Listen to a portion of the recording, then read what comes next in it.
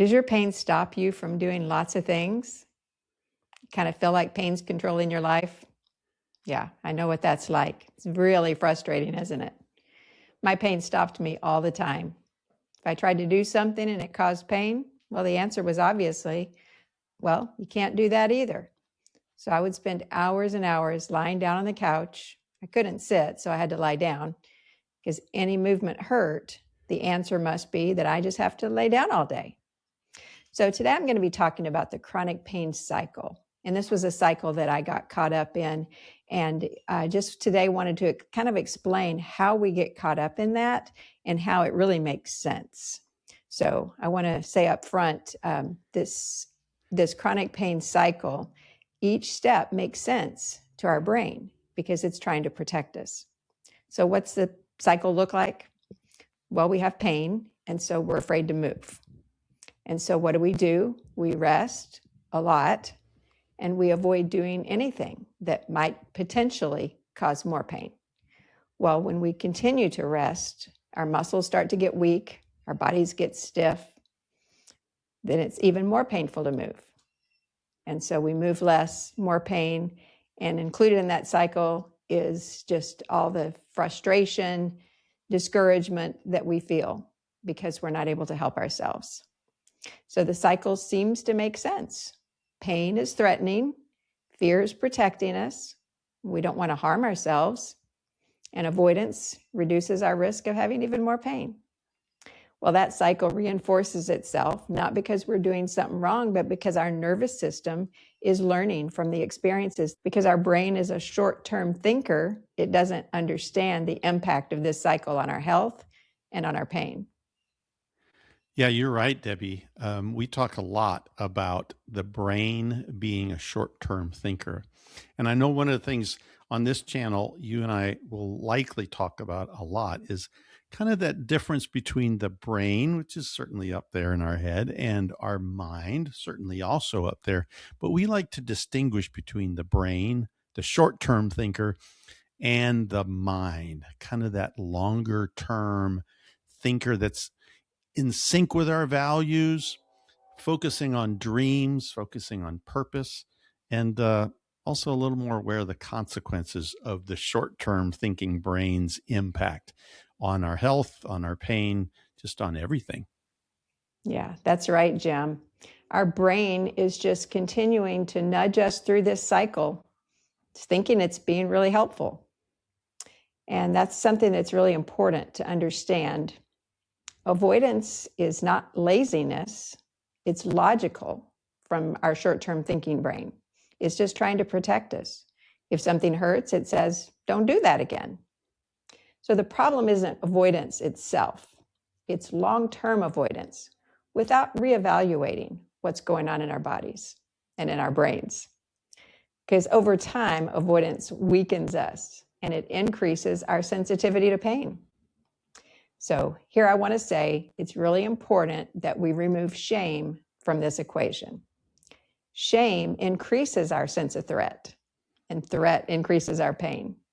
We might feel shame because we're caught up in this cycle, but remember, this cycle has been our brain's way of short-term coping. It's not our fault.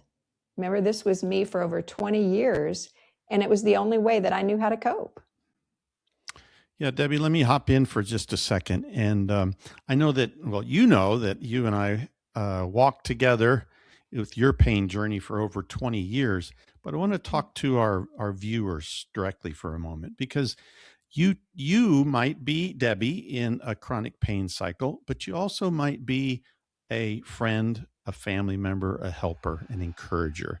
And I just want to encourage you to remember that folks caught in this cycle with that shame, kind of that makes things worse, you need to be real careful not to pile on more guilt, more shame by somehow thinking that you know best about how that other person can manage pain. That was a challenge I had to face as Debbie's husband and caretaker and just friend and encourager throughout her journey, was to let her own the journey, but me to be there and to support, encourage, but not instruct, not manage, and not even educate. Yeah, thank you for that, Jim. Really appreciate that. So let's talk about rest now. Rest is important, right? But when rest becomes our only strategy, our system can become more sensitive, not less sensitive, because it's easier to stay still than take the risk of bringing on more pain. That makes sense. So as I said, my tendency for years was to lay down for even days at a time.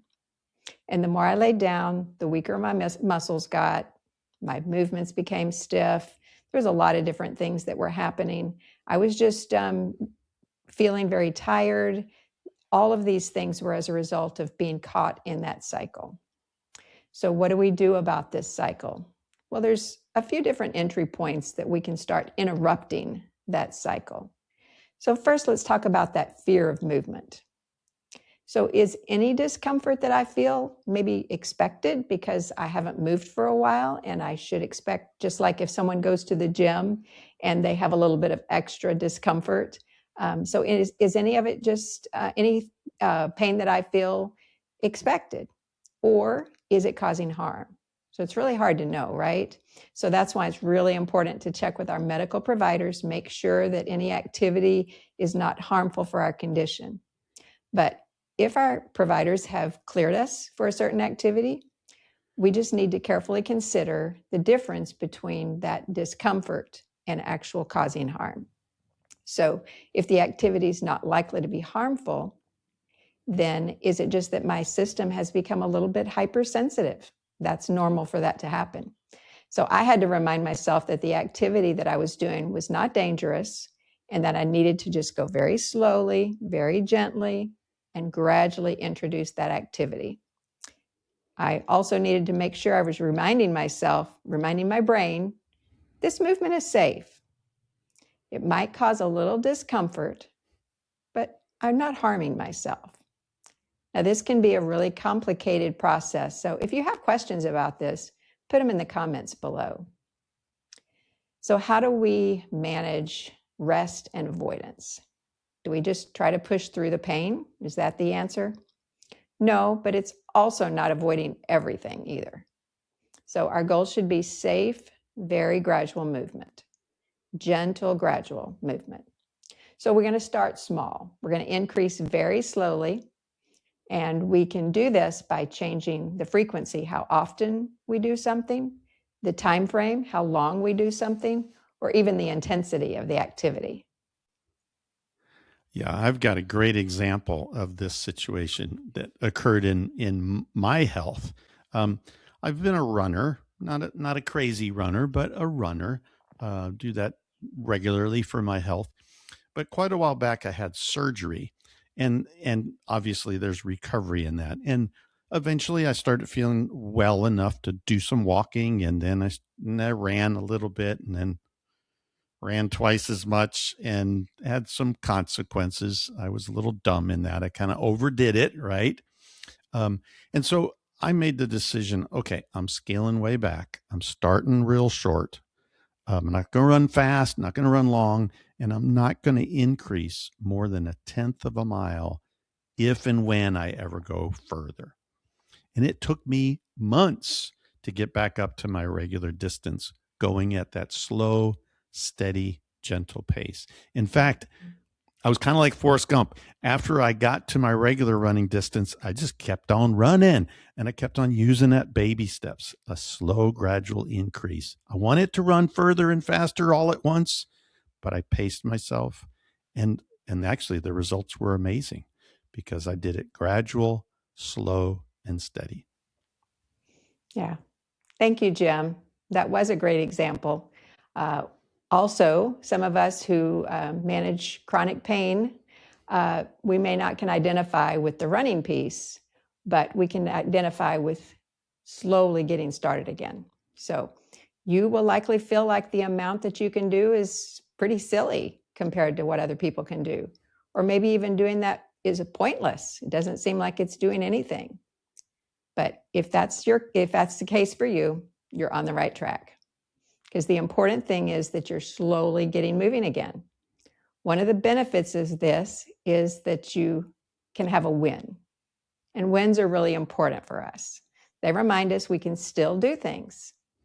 But if we don't try, or if we do more than we should, we can't get those wins. We don't need to change everything, but one small change is enough to get us started. So if you recognize yourself in this pain cycle, I want you to hear this. The cycle is normal. Your brain is trying to protect you.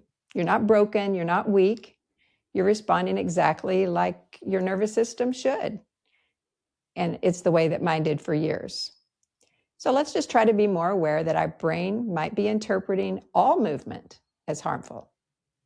But remember, discomfort is not the same as hurting yourself, making things worse. So be gentle with yourself, but determined, with your medical provider's advice, to make sure you move more and fear less. So next week, we'll expand on this even further, and we'll talk about how we can pace ourselves through our day. So we're going to use the roller coaster as our example. And don't worry, it's not required to get on a roller coaster to do this. So feel free to share any questions or comments with me. I also invite you to subscribe to stay up with our weekly videos. And remember, your pain is real, there is hope, and my goal is to help you have your pain in the rear view.